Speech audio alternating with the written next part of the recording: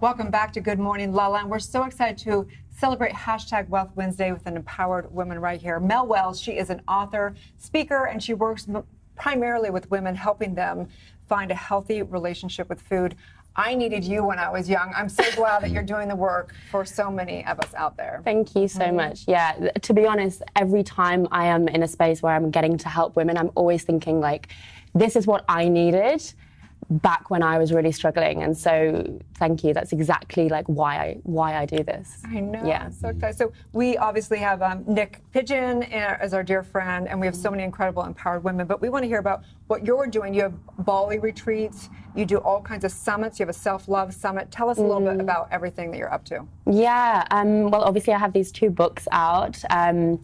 Both have been real instruments with my community, helping women find peace with food. The main thing that I would say my message is that it's never really about food. It's always about something deeper than that. So my book, Hungry for More, is really about us discovering what we're really hungry for on a soul level, on a spiritual hunger level, and what we're really hungry for and what we're really craving out of life. Because so many women struggle with food, they can't understand what their cravings are really pointing to. You know, they think it's all about willpower. Oh, I just need more discipline.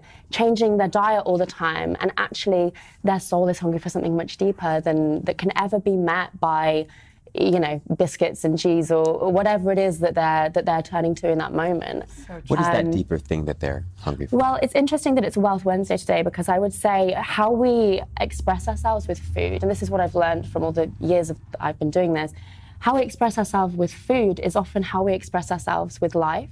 So, you know, if you struggle with food, it's likely, if you're all or nothing with food, it's likely that you're all or nothing with money or spending. If you're overindulging in food, going on big binges, you're usually, same things show up with money, splurges, you know, this kind of thing. If you're a perfectionist around food, often you're perfectionist around other areas of life, or you go all in with a diet, you probably go all in with relationships. Oh man, all my stuff's So yeah, we think that by changing the diet, by going all these different diets, or maybe I need to cut this out, maybe I need to go vegan, maybe I need to go, like, usually it's never about that. It's about us, our relationship with ourselves, our relationship with our lives, and how connected we feel. So it all comes back to self-love. Do you remember the Runaway Bride movie starring Julia Roberts? Yes. The moment when she's sitting at that bar and the barman says, "How do you want your eggs?" And there's this flashback of how she ordered her eggs the same way that whatever man she was dating would order his eggs. And when she sat there by herself, she didn't know how to order them. She didn't know what she wanted. And that's been very true in my life, whether it's in relationships or family or friends. A lot of times, especially as women, we bend to be liked, to people please, to feel like we're part of that community. And I don't know if I want them scrambled or over easy. But that's interesting, because it's not really about, for me, restricting or controlling, but it's being accepted. So then it's really nothing to do with food. It's about people pleasing, or just like that longing to fit in and feel connected to others, which is something that we all have. But I saw it through the food. Yeah. When I saw Julia Roberts do that, I thought, oh, that makes so much sense. If we're able to practice extreme self-awareness around our patterns with food, it can actually take us on a real, incredibly personal and spiritual growth journey. It can be the doorway to really understanding our own patterns, our own behaviors, and our own relationship with ourselves and our life. So, yeah, it's for me, it's absolutely been a gateway to personal growth, personal development. I struggled with food for years, which is why I do this work. And only when I surrendered all of the rules and actually went on a journey of self-love and self-awareness, my whole world opened up.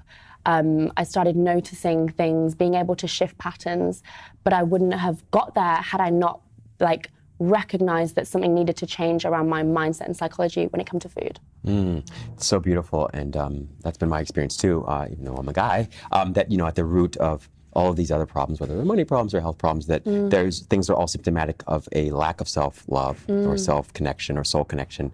how would you recommend people solve for that at that causal level, the lack of self-love they feel, or the lack of soul connection they feel? Is there any practices, are there any approaches that you would recommend? Yeah, I mean, the way I share this and the way I teach this is think about how you show up in relationships and what you value in relationships. You want trust, honesty, loyalty, commitment, quality time, communication. So the way that I teach self-love is basically about getting into a relationship with yourself and all of the qualities that you want or that you think you deserve in a healthy relationship. Practice exactly those qualities with you. People talk about that all of the time. Oh, be in a relationship with yourself, date yourself.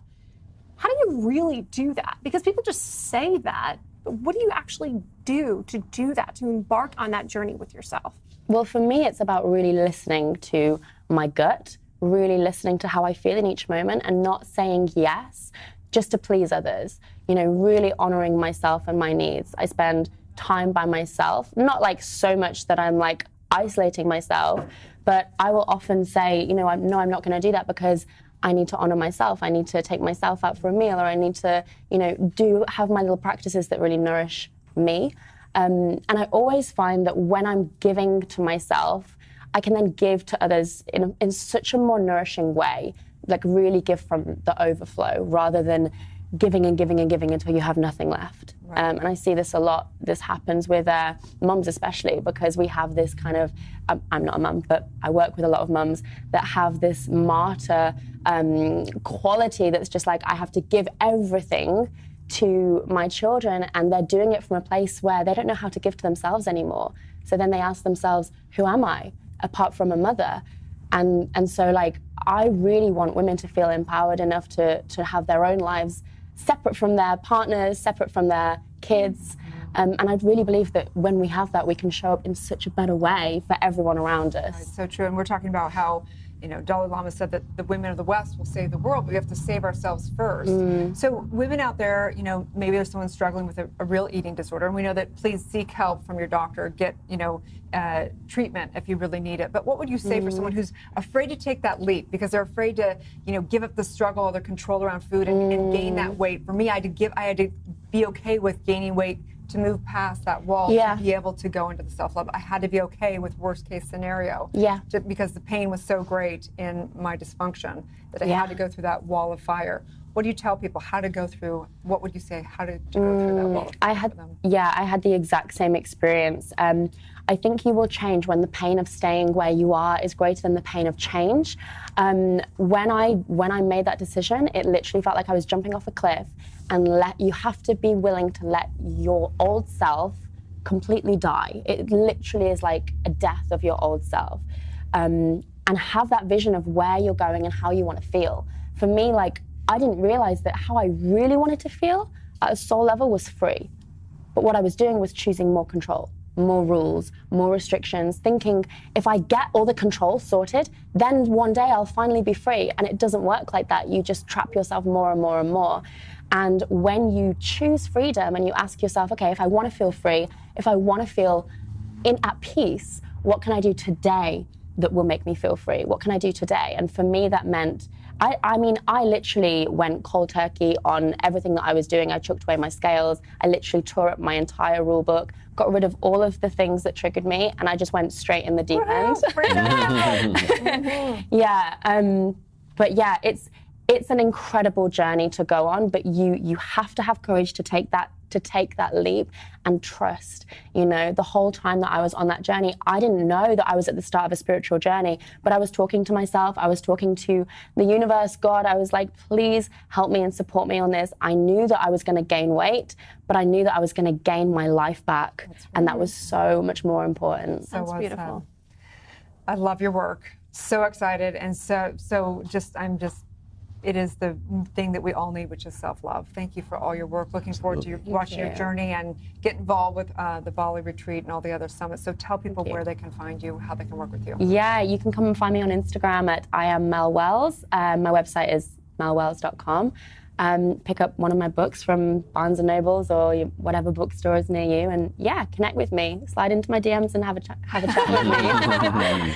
Thank you, Mel. Thank you so much. Stay tuned. We'll be back with more on Good Morning LALA Land.